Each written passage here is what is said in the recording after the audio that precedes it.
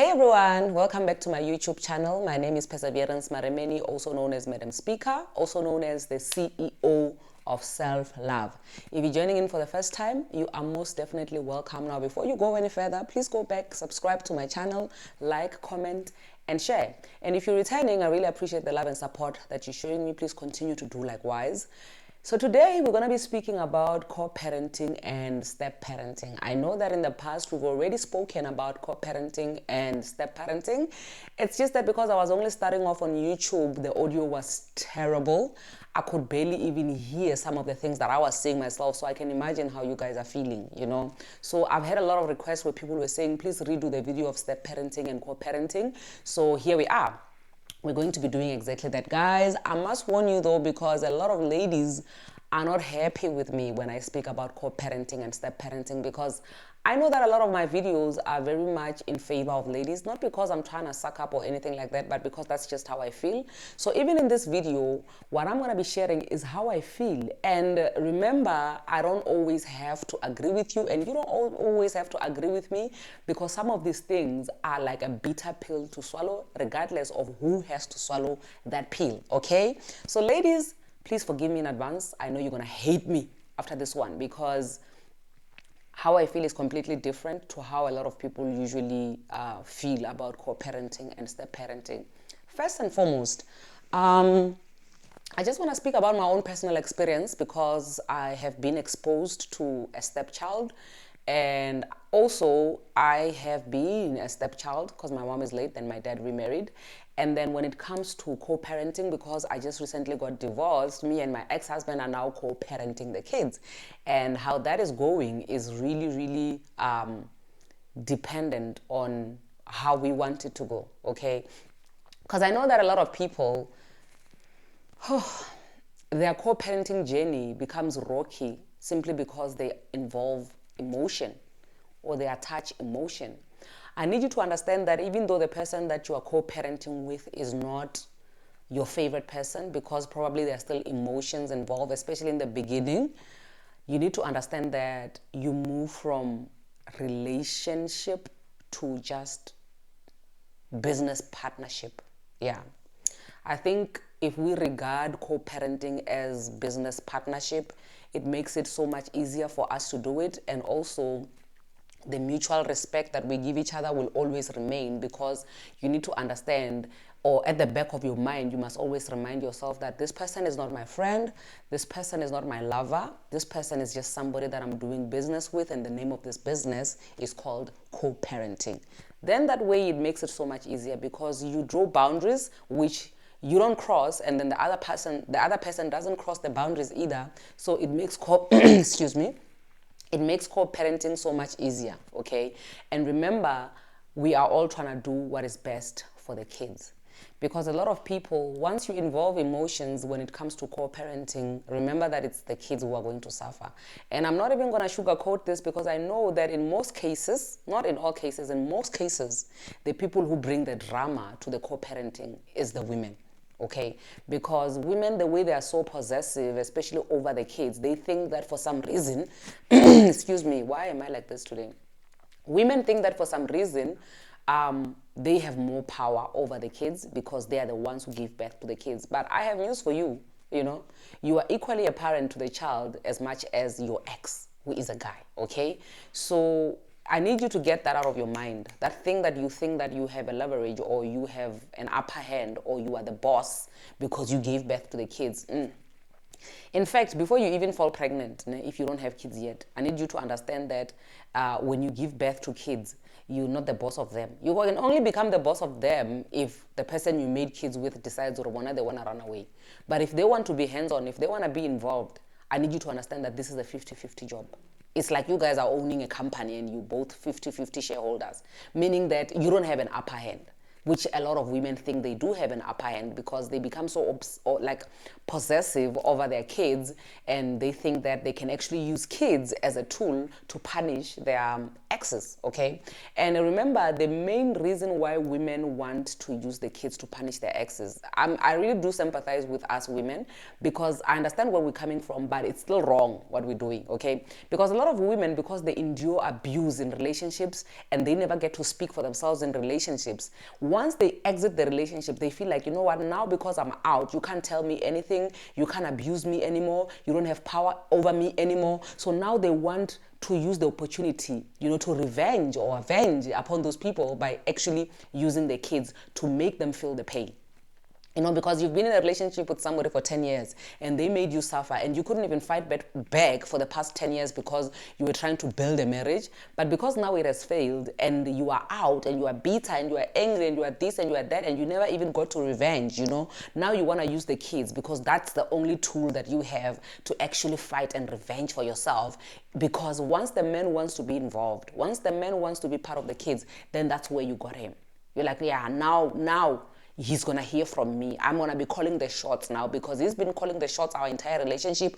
I've been suffering our entire relationship. Now I get to call the shots. Then you start saying things like, you can't expose my kids to your women.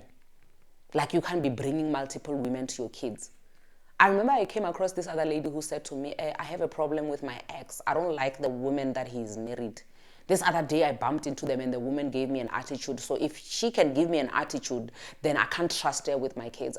Listen to me. That's you bitter right there.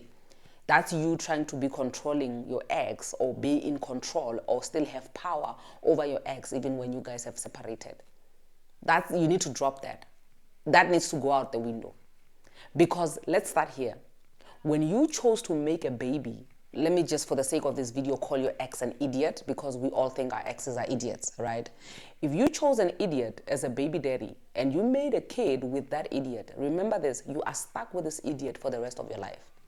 I want you to always remember this when you make kids. That should I wake up one morning and I decide I don't like this man anymore, this man is an idiot, this man is showing me a side of him which is just so stupid, I need you to remember that stupidity you are stuck with for the rest of your life, because you made a kid with that stupid person. You understand what I mean?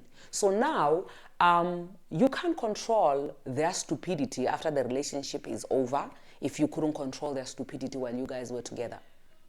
I remember when I was still married, I used to have problems. I remember even when we were attending counseling, I used to have a problem with how my ex-husband parented our kids. Okay, I would even say this to a therapist, to say, you know what, I feel like me and my ex, we're not working together as a team, because my ex always wants to look good towards the kids. My ex can't tell the kids to say, no, what you're doing is wrong. He would rather say, I'm going to tell mama. I hear you, mama, and I don't like that, because it seems like this man wants my kids to hate me. He wants my kids to look at me and see a bad person, and look at him and see a good person. Whereas at the end of the day, we are supposed to be parenting together. A kid can't come to me and say, mama, I want this. I say no. They go to the dad. Dad, I want this. And dad says yes. Then we're not together. We're not a team. Then the kids know how to separate us. Then the kids know how to manipulate us. So that's one of the things that I used to have a problem with when I was still married. So listen, if I had problems like that, which even involved a therapist, what more problems are going to develop after we are now divorced? Because now this person is going to be busy with the kids alone in my absence. I don't have control of how he's going to be parenting his kids, but I trusted him enough to make a child with him, meaning that because I trusted him enough to make a child with him, then I'm stuck with him for the rest of my life. Even if his parenting skills are terrible, I'm stuck with those terrible parenting skills. That means that now my entire life, I'm going to have to correct all the terrible things that I feel like he's doing so that the kids can grow up well. And at the same time, he may have a problem with the way that I'm raising the kids. So every time when he sees the kids, he may see the need to actually correct certain things which I'm doing wrong. Especially when it comes to who they're seeing or who I'm seeing. Because once you want to get involved in that manner, that means that when you want to always be attached to this person. Because once you become involved to say, no, you can't date 3 girls and show all three of them to my kids. What are you teaching my kids? Well, there are so many bad things which they were teaching your kids when you guys were together, and you didn't have control over that. You didn't have a problem with it, or you did have a problem, but there was nothing you could do about it because you were married. What makes you think that now, because you guys are separated, you can have control over what he should and shouldn't be doing when it comes to raising the kids? I would understand if he's exposing the kids to danger.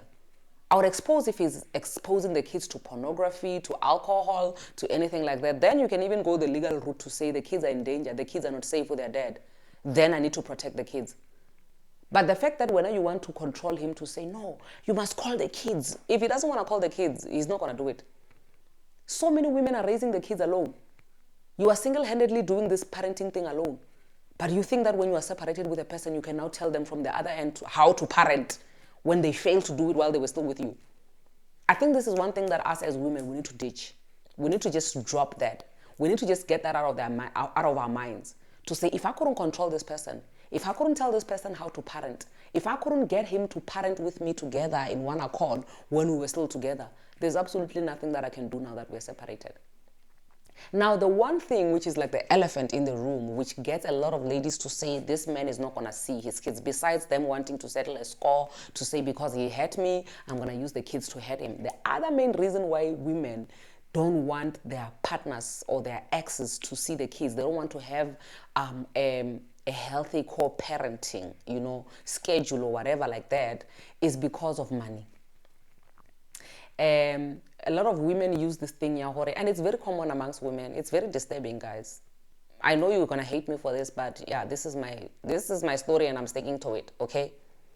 When your ex is not paying maintenance, he is still the father of the kids, and he still has the right to see those kids. You must let him see the kids, even if he's not paying maintenance, because I need you to understand that these are two battles.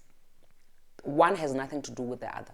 Okay, I'm going to break it down for you to say why you should allow your ex to see the kids even if he's not paying maintenance. Okay, I'm going to give an example with myself.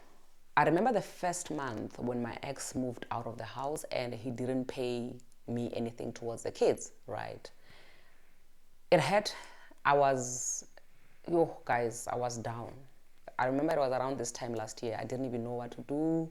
I was on panic mode. And by that time, I was trying to communicate with him and he was not communicative. Like right now, as we speak, our communication is very, very good. We have mutual respect. We like literally sailing smoothly. It's like a proper business transition that we are doing, me and my ex right now. We have mutual respect.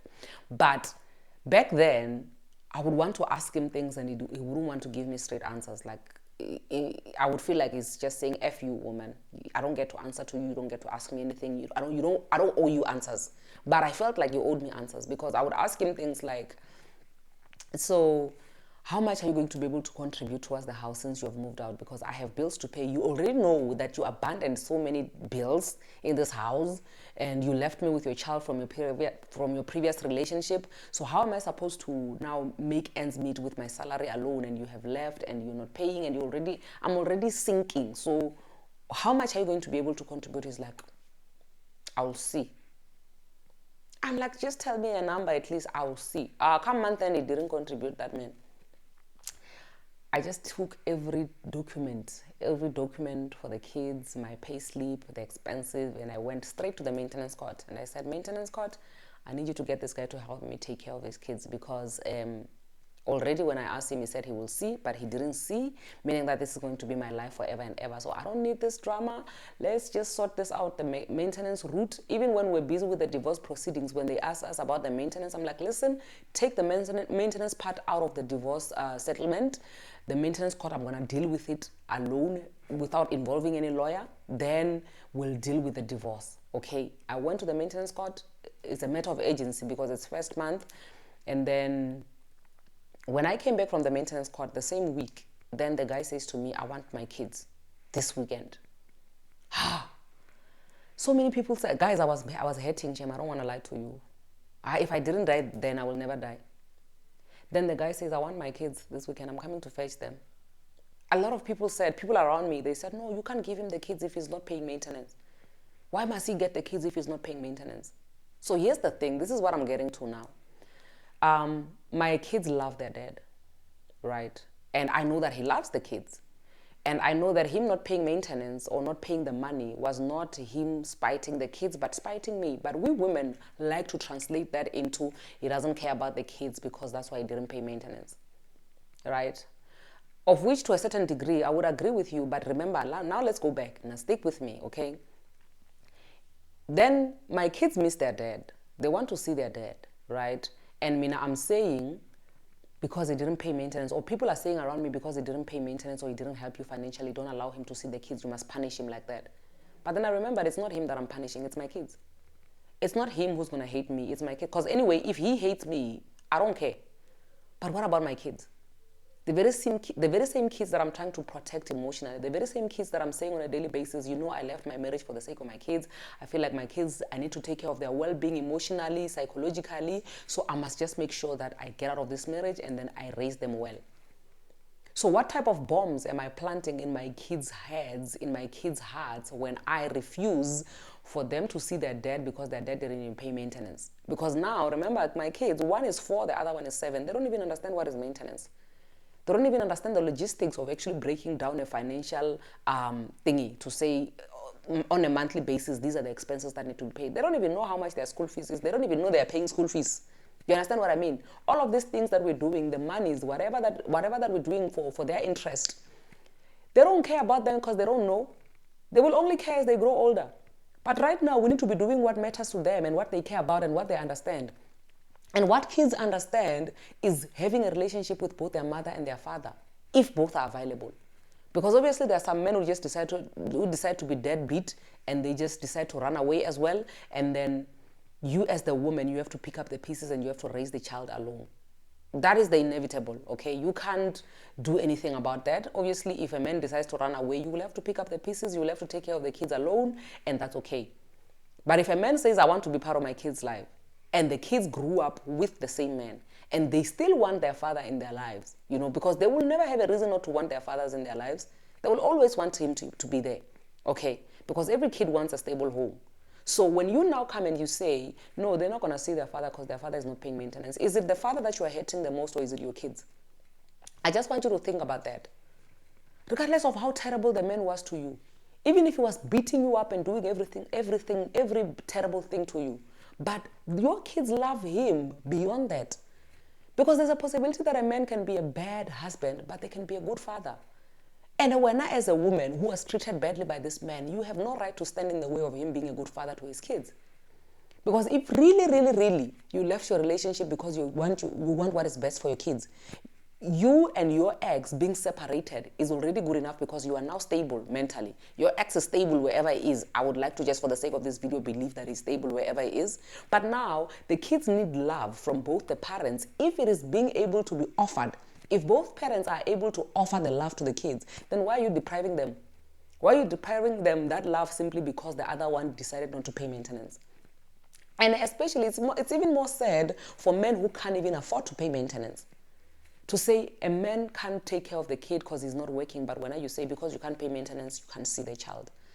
Why is it that when as a woman, if you can't work or if you're not working, then you should be able to see your child? It is this thing that we as women think we have an upper hand against men or towards men when it comes to kids that actually destroys our kids. The very same kids that you're saying you are trying to protect and you are raising and you are trying to make sure that you protect them from a toxic environment, when yourself, you are the one who is creating a toxic environment. It is the same thing as saying, I don't want my kids to be abused at school. I don't want a teacher who beats up my kid. You go to school, when a teacher beats up your kids, you go and cause drama there, but you come back home, you beat up your kids. Because when you are the owner, how toxic is that? Because if you're saying that you don't want something with your kids, it should be across the board. If you don't want anybody shouting your kids, let it be across the board. If you are saying that only your toxicity is acceptable towards your kids, you're only asking your kids to hate you. Meaning that you should have just stayed. You should have just stayed in that toxic relationship so that you can expose your kids to toxicity 100%. Because what you women want to do, you only want to be the only ones who expose your kids to toxicity and nobody else. And what difference does it make? Because toxicity is toxicity, Mos. You can't now say you are the only one who must expose your kids to toxicity and that is okay. Even if you gave birth, that is the reason why if you gave birth to a child today and you throw the child away, they will come and arrest you.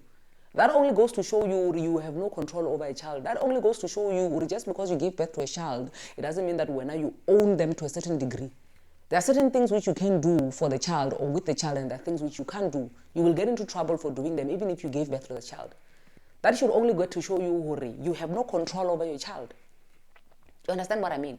And I need you to understand, especially as women, I need you to understand that the minute you fall pregnant, the minute you bring a soul into this world, you lose control completely. Because you have invited more people into your lives. You have invited more people into your life, and at the same time, your child is going to grow up, have a mind of her own or his own, and then they're going to decide things which some of them you're not going to agree with, some of them you're not going to be happy with. So you need to understand that once you bring a child forward, the least you can do is to raise them the way that you think. But when they grow older, they're going to do things which you're against, things you don't agree with. It's the same thing as these people that you find that the father of your child runs away, and then you raise the child alone, right? And once the child becomes older and the father comes back and your child decides to forgive the father, you will get angry. You get angry at the child, you become so bitter. After everything that I've done for you alone, I raised you alone, and now you are forgiving this man. Why can't that child forgive that man if they want to do that? It is that possessiveness that we've been crying about on a daily basis to say, you know what, our parents are toxic. Our parents are obsessive. Our parents just need healing because they think they want to control us, they want to be in charge. But we are turning around and we are doing the exact same thing when we say a child, here's a child, I gave birth to a child, but I must decide single-handedly what must happen to this child and nobody else must decide, as if you made the child alone. I know this is a bitter one to swallow. I know a lot of ladies are not going to like me with what I'm saying right now. But the truth of the matter is, you can't stop a child from having a relationship with their father because of what the father did to you. Never. You can't do that. So at the same time, going back to the issue of maintenance court, right? To say if the person is failing to maintain the child, fight your battles alone. That is your battle to fight. I can't when you are the one who made a child with this man. That is one battle. The relationship with a child is a different thing. Why are you guys combining these two things? The issue of a man not being able to maintain a child and the issue of a man being able to have a relationship with a child, these are two different issues which should never be combined. Because the relationship is a separate thing. The maintenance, when you must fight for that. I get when you are the one who brought the child to this earth. You go to your maintenance court. If you feel like whatever the man is doing is hurting you, you go to counseling. But then you can't interfere with the relationship between the father and the child because the father is not doing certain things which when you know that he's supposed to be doing. I'm going to emphasize on this. Kids don't care who's paying the bills. Kids don't care who is making sure that their school fees has been paid, is up to date. Kids don't care who is more responsible and not. The only thing that kids care about is who loves them, who's showing them affection, who's creating memories with them. The only thing that kids care about is who is just there for them all the time. Who is showing them happiness? Who are they happy with? Who paid maintenance, who didn't pay maintenance? Who is not raising the child well because he's exposing the child to 5 new girlfriends every day? Who is exposing the child to this and that? That doesn't matter unless if it's endangering the kids. But obviously, if a man can't be arrested for actually exposing your child to 5 girlfriends, then that's not an issue to worry about. That's an issue for you to say, you know what, I chose an idiot to get married to, or I chose an idiot to make a baby with, so I must carry this load for the rest of my life. I must carry this cross for the rest of my life. That means that if you choose an idiot to make a baby with, you must carry the load of being able to unteach your child everything that they're learning when they're with their father. They must now unlearn through you because you chose them. I get it. Because there are also certain things which you are doing which your ex doesn't agree with. But he can't come to you and tell you, well, no. Because boundaries. Mara, obviously there are some cases where a man would be telling you, no, don't expose my kids to this, don't do that. But in most cases, it's women who want to settle scores using kids. And we need to refrain from that. Because it is not helping the kid, The common denominator here is the kid.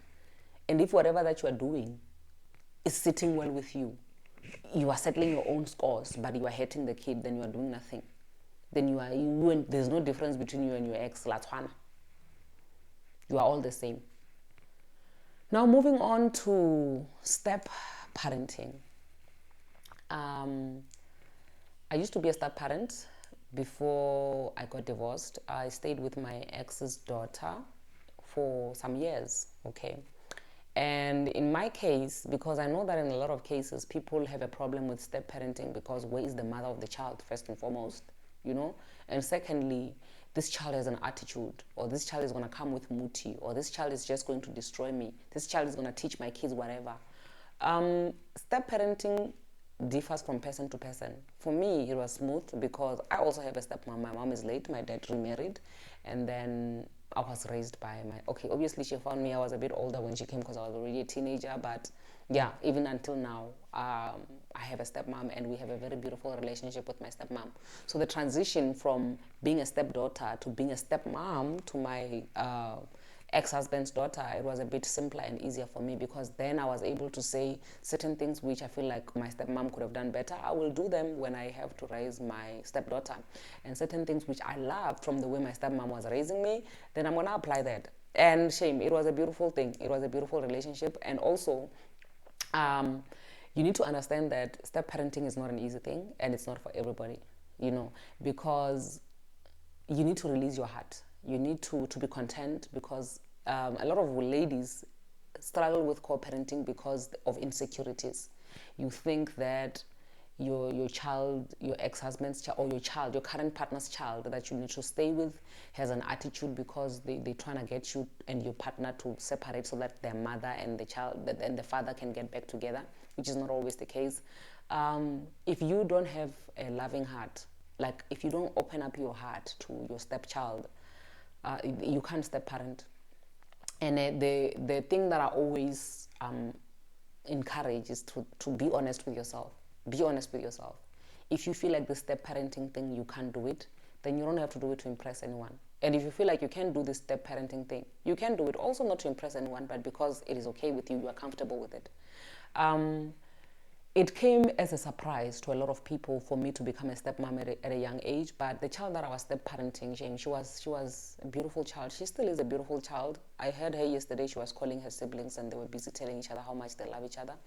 But unfortunately, because since I had been staying with her and the dad, you know, after the dad moved out of the house, I started feeling uncomfortable, you know, with staying with her. You know, I loved her so much. I would have adopted her legally if it was possible, but because now divorce was a tricky and a dirty game, I saw some dirty tricks. I was like, hey, you know what, I don't feel safe anymore. I don't feel comfortable raising this child anymore. I feel like if it was a smooth divorce, of which there's never a smooth divorce, then I would have easily just converted her and made her my daughter.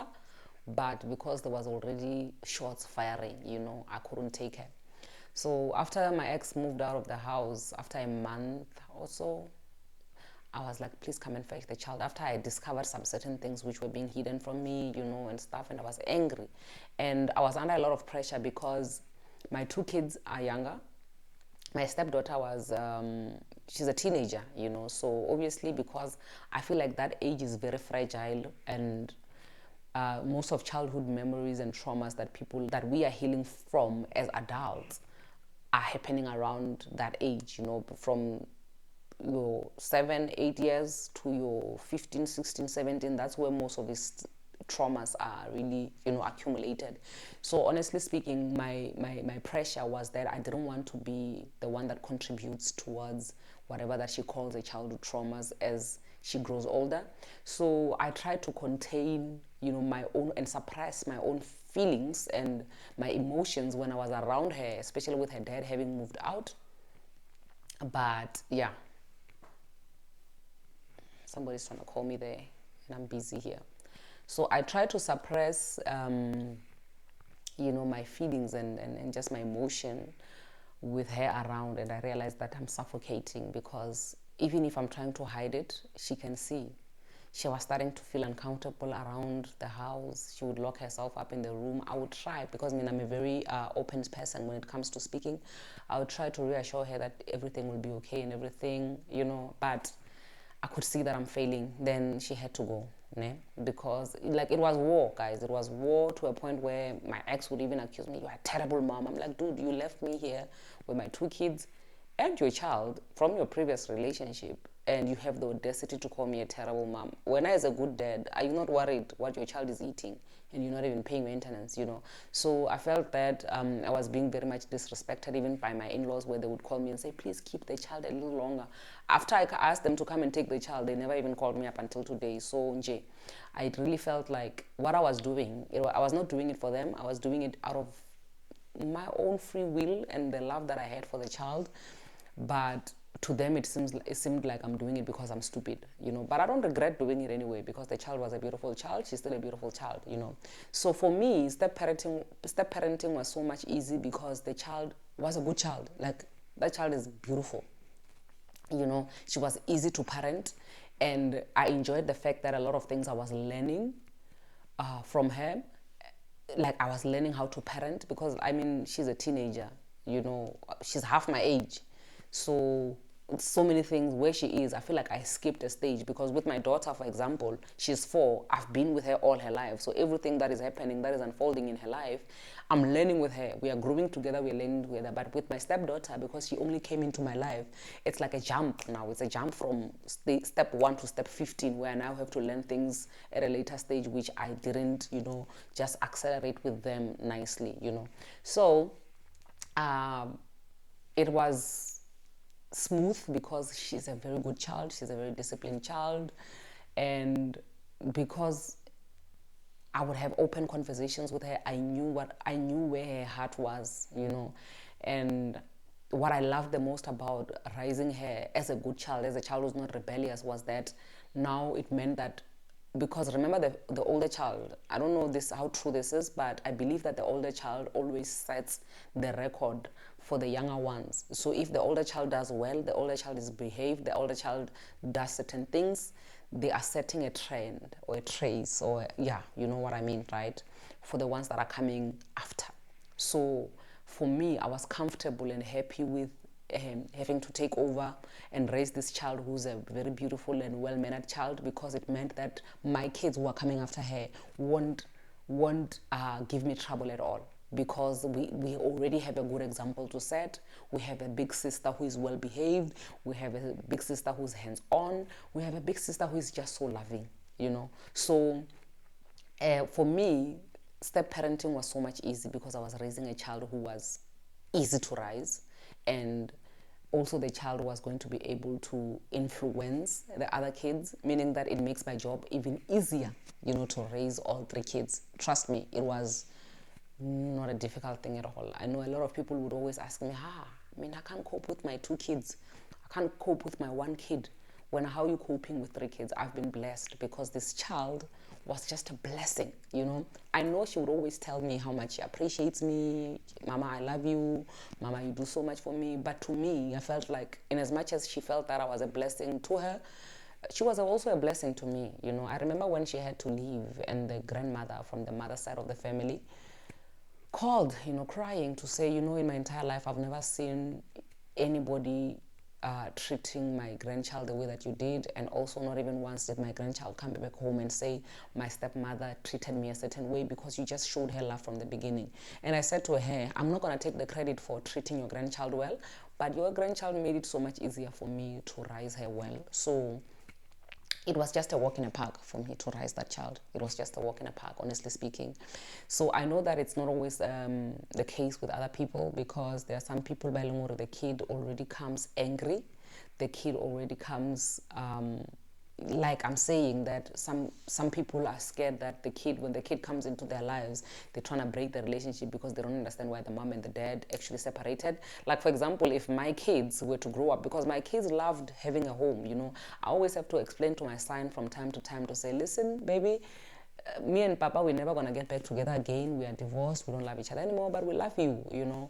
But if it was up to him, we'd get back together. So I can only imagine if he was to now grow up, his dad marries again, or I marry again, and then they probably anger if I'm not communicated, especially if things are not being communicated and emotions are not being dealt with.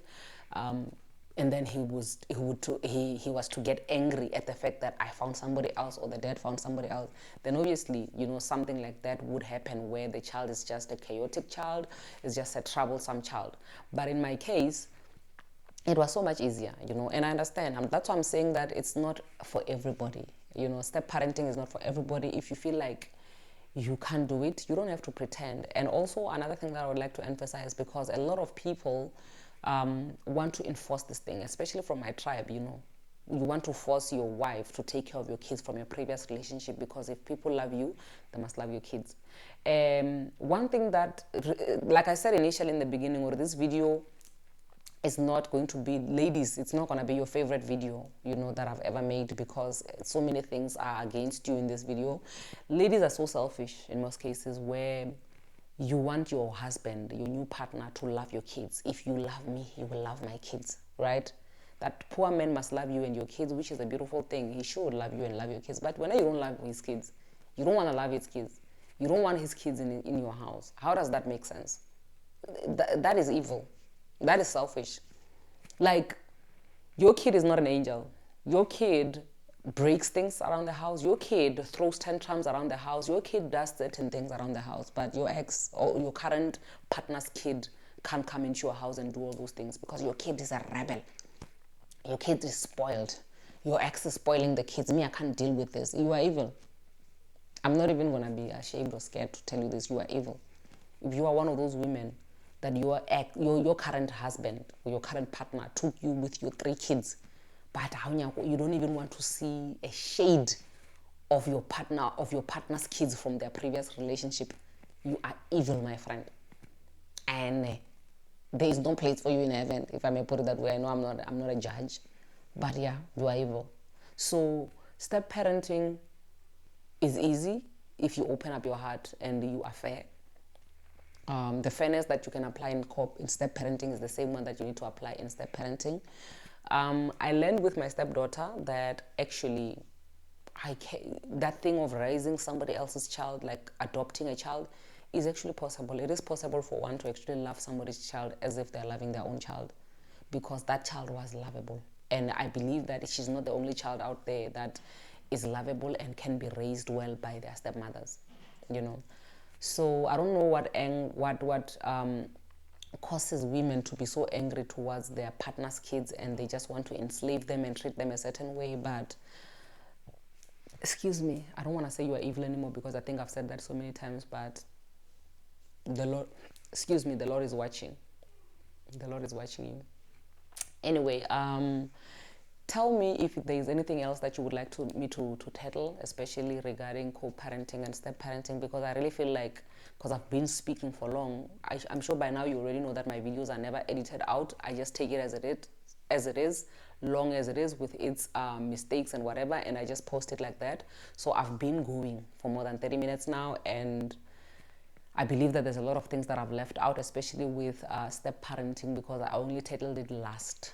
So if there's anything else that you would like me to speak about, especially regarding this topic, on the comment section, please drop your comment and tell me what it is that you'd like us to speak about. Any, criticism, feedback, I really appreciate what you guys are doing, and it's helping me grow. It's helping my channel to grow as well. So I really appreciate it. Please continue to support my channel as you have always been supporting. Until we meet again on the next one, guys, thank you so much for joining in.